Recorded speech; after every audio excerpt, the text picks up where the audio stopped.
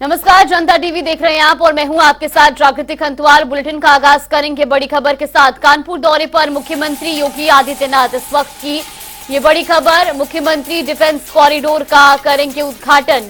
तो defence corridor पहली unit का उद्घाटन किया जाएगा। थल सेना अध्यक्ष भी इस दौरान मौजूद रहेंगे। साथ ही आपको बता दें कि हथियार कारतूस बनाने का काम भी आज से शुरू होगा। ये बड़ी खबर, बड़ी जानकारी आपको बता रही, जहां कानपुर दौरे पर मुख्यमंत्री योगी आदित्यनाथ।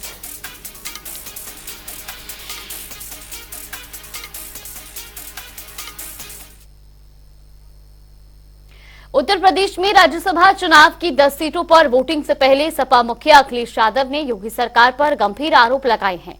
उन्होंने दावा किया कि वोटिंग के लिए सरकार विधायकों पर दबाव बना रही है और साथ ही पुलिस भर्ती परीक्षा के पेपर लीक मामले पर सरकार पर निशाना साधते हुए अखिलेश यादव ने कहा कि सरकार युवाओं को नौकरी देना ही नहीं चाहती है, इसीलिए सरकार खुद ही पेपर लीक करवाकर युवाओं के भविष्य के साथ खिलवाड़ कर रही है। इस पेपर लीक में सरकार के लोग ही शामिल हैं।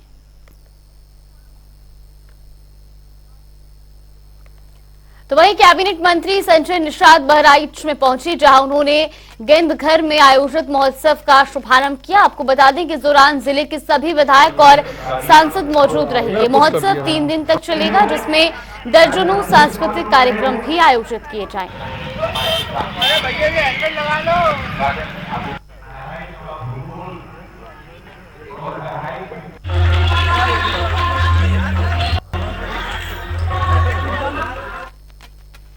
तो वहीं उत्तराखंड के पूर्व मुख्यमंत्री त्रिवेंद्र सिंह शाहजहांपुर पहुंचे, जहां उनका बीजेपी पदाधिकारियों ने गर्मजोशी के साथ स्वागत किया। इस दौरान त्रिवेंद्र सिंह रावत ने राहुल गांधी पर जमकर निशाना साधा। उन्होंने कहा कि आज पूरा देश राहुल गांधी से नफरत कर रहा है। देश की जनता राहुल गांधी को ठुकरा चुकी है।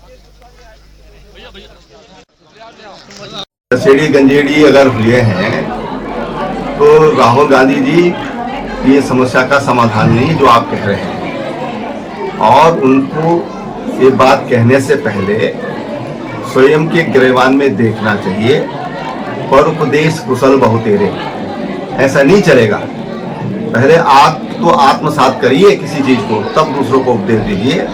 राहुल गांधी ने उत्तर प्रदेश के नौजवानों का एक तरह से अपमान किया है। ये उनको नशेड़ी और गंजेड़ी कहेगा। तो वही ज्ञानवापी मामले में इलाहाबाद हाईकोर्ट ने फैसला सुनाया है। आपको बता दें कि हाईकोर्ट ने मुस्लिम पक्ष की याचिका खारिज करते हुए व्यास तहखाने में हिंदू पक्ष की पूजा को जारी रखने का आदेश दिया है। इससे पहले वाराणसी जिला अदालत ने भी इस मामले में हिंदुओं के पक्ष में फैसला सुनाया था, जिसके खिलाफ ही मुस्लिम पक्ष इलाहाबाद हाईकोर्ट पहुंचा था। हालांकि यहां से भी मुस्लिम पक्ष को निराशा ही हाथ लगी और इलाहाबाद हाईकोर्ट ने ज्ञानवापी के व्यास तहखाने में हिंदुओं की पूजा का अधिकार सुरक्षित रखा। आज माननीय इलाहाबाद हाईकोर्ट ने जो अंजुमन इंतजामिया की दोनों याचिकाएं थी, फर्स्ट अपील फ्रॉम ऑर्डर, जिसमें उन्होंने 17 जनवरी के ऑर्डर को चैलेंज किया था और 31 जनवरी के ऑर्डर को चैलेंज किया था, आज वो दोनों याचिकाएं माननीय इलाहाबाद हाईकोर्ट ने डिसमिस कर दी हैं। तो इसका अर्थ ये है, इसका निष्कर्ष ये है कि जो पूजा वहां पे चल रही है वो नियमित रूप से चलती रहेगी। इसमें कोर्ट के सामने हमने स्पष्ट रूप से बात रखी थी कि सेक्शन 151 सीपीसी में कोर्ट को पावर है, जहां पे कोर्ट अगर कोई चीज मिस हो गई ऑर्डर में तो उसको क्लैरिफाई कर सकती है फर्दर ऑर्डर से। और साथ ही साथ जो उस केस की हिस्ट्री है वो एक बहुत ही चेकर्ड हिस्ट्री है कि व्यास परिवार बराबर नवंबर दिसंबर 1993 तक वहां पे पूजा पाठ करता चला आ रहा था। उसके काफी एविडेंसेस और प्रूफ हमने कोर्ट के सामने दाखिल किए थे। इसलिए मुझे लगता है, इसलिए आज माननीय न्यायालय ने दोनों पक्षों को सुनने के बाद एक वेल रीजन जजमेंट दिया है, जिससे अंजुमन इंतजामिया की जो दोनों फर्स्ट अपील फ्रॉम ऑर्डर्स थी उसको डिसमिस किया। जी, आज कोर्ट रूम में लॉर्डशिप ने फर्स्ट अपील फ्रॉम ऑर्डर और 227 की एप्लीकेशन जो कि मुस्लिम साइड ने डिस्ट्रिक्ट जज के आदेश के खिलाफ दाखिल की थी, उसमें इन्होंने आज फैसला सुरक्षित रखा था। आज उन्होंने फैसला प्रोनाउंस किया है, जिस फैसले के आधार पर उन्होंने ऑपरेटिव पोर्शन पढ़ा है, पूरा ऑर्डर नहीं पढ़ा है। उसमें यह कहा है कि मुस्लिम पक्ष द्वारा दी गई दलीलों को बलहीन माना गया है और उसको खारिज कर दिया है। इसका मतलब यह है कि पूजा जैसे वहां चल रही है जारी रहेगी। डिस्ट्रिक्ट मजिस्ट्रेट को जो अपॉइंटमेंट ऑफ रिसीवर किया गया उस प्रॉपर्टी का तहखाने का वो चलता रहेगा। जब से मंदिर बना है तब से यहाँ दर्शन पूजन होता आ रहा था। औरंगजेब ने मतलब ज्ञानवापी मंदिर को विध्वंस किया, उसके बाद भी यहाँ पे 1993 तक दर्शन पूजन होता आ रहा था। किसी मतलब राज्य सरकार की गलती की वजह से यहाँ पे दर्शन पूजन रुक गया था। लेकिन इस वक्त वर्तमान में हाईकोर्ट से हम लोग को इजाजत मिल गई है दर्शन पूजन की, तो इसमें क्या गलत है? हमारा नीचे मंदिर है, हमारा मंदिर है, हम मंदिर में पूजा नहीं करेंगे तो और कहाँ करेंगे? इनके मस्जिद में जाके तो पूजा नहीं करेंगे।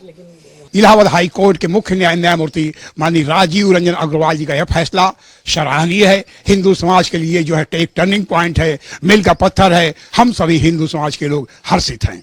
अपार खुशी हो रही है। डाउट तो बिल्कुल था ही नहीं मन में कि ये अब बंद होगा, क्योंकि पूजा पाठ तो शुरू हो ही चुका था, 93 तक तो हुआ ही था और फिर बीच में बंद कर दिया गया था प्रशासन द्वारा ही। वो पूजा एकाएक बंद किया गया था, अब शुरू हो गया है, तो अपार खुशी हो रही है। और ये जीत मैं कहूँगी सारे सनातनियों की जीत है, सभी हिंदुओं की जीत है, क्योंकि ये जीत होना बहुत, सत्य तो जीतता ही है। उच्च न्यायालय के मुहर के बाद आज पूरा समाज इतना गदगद है क्योंकि मैं इसी के लिए तीसरा प्रयाग में रुका हूं। मेरा अनुष्ठान चल रहा है, शिवरात्रि तक मैं अनुष्ठान कर रहा हूं बाबा विश्वनाथ की स्थापना करके काशी विश्वनाथ मंदिर निर्माण के लिए। आज मैं इतना गदगद हूं महाराज कि मैं एक बार फिर से लेट की गंगा की परिक्रमा यहीं से अपने शिविर से गंगा तक करूंगा और दीप प्रज्वलन करूंगा, हवन करूंगा, पूजा करूंगा, पाठ करूंगा, रात्रि जागरण करूंगा, क्योंकि आज मेरी आस्था को बल मिला है, मेरे विश्वास को बल मिला है, मेरी श्रद्धा को बल मिला है। अन्याय पराजित हुआ है, असत्य पराजित हुआ है। निष्ठा के साथ पूरे देश में आज उल्लास का विषय है। कोर्ट के फैसले को हर समुदाय को सम्मान करना चाहिए, लेकिन सिर्फ मुस्लिम पक्ष ऐसे हैं जो लगातार संवैधानिक प्रक्रिया को भी धज्जी उड़ाने का प्रयास करते हैं। जिस प्रकार से व्यास जी तहखाने में पूजन चल रहा है, उसको रोकने के लिए कोर्ट गए, कोर्ट से पुनः फैसला आया कि नहीं, पूजन को हम नहीं रोक सकते, क्योंकि पूजन आज से नहीं चल रहा है। माननीय इलाहाबाद उच्च न्यायालय के द्वारा जो उनकी अपील थी उसको खारिज किया गया। मैं उसका स्वागत करता हूं, क्योंकि ये अपील करना ही उनका निरर्थक है। ये पहले से ही वहाँ व्यास जी की गद्दी जो है स्थापित है और उसमें वो लोग अपने इष्ट देवता की पूजा करते आ रहे हैं। ये किन्हीं कारणवश अशांति ना हो, और जब अयोध्या की घटना घटी उसके बाद राज्य सरकार के द्वारा एक मौखिक आदेश से उस पर प्रतिबंध लगाया गया। इसमें कोई न्यायालय का आदेश नहीं था, शासनादेश जारी करके, और एक सामान्य जो उसका कोई रिकॉर्ड नहीं है, तो वो प्राचीन काल से पूजा चली आ रही है, उसमें किसी मुस्लिम भाइयों को ऐतराज नहीं करना चाहिए। और चलिए वक्त तो चला एक छोटे से ब्रेक।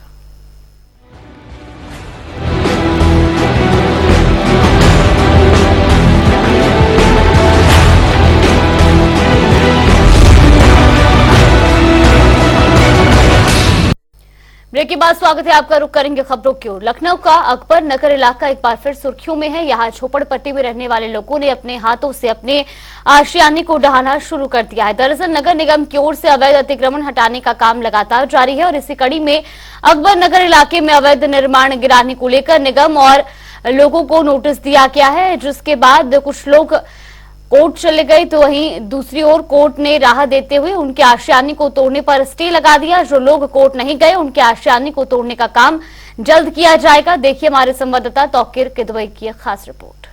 लखनऊ के अकबर नगर का मामला एक बार फिर चर्चा में है, क्योंकि इस बार जो बस्ती के लोग हैं वो अपने हाथ से ही अपने आशियानों को उजाड़ रहे हैं।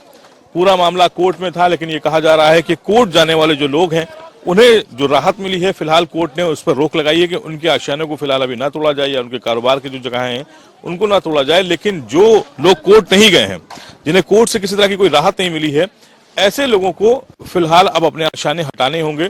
आज नगर निगम और अडलिया की तरफ से कहा गया कि वो लोग अपने हाथ से अपने सामानों को हटा लें, अपनी बस्तियों को हटा लें, अपने घरों को हटा लें, ताकि तोड़ फोड़ में उनका सामान का नुकसान ना हो। फिलहाल आज सभी जो लोग हैं, जो यहाँ के रहने वाले लोग हैं, वो अपने हाथों से ही अपने आशियाने उजाड़ने पर मजबूर भी हैं।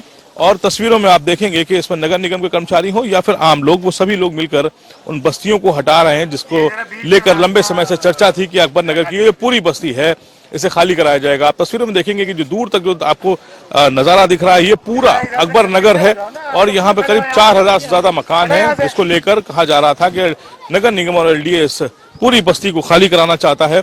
और लेकिन इसके बीच में ही लोग कोर्ट चले गए और हाईकोर्ट से स्टे हुआ। लेकिन खास बात है कि सिर्फ उन लोगों को स्टे की राहत मिली जो लोग कोर्ट गए थे।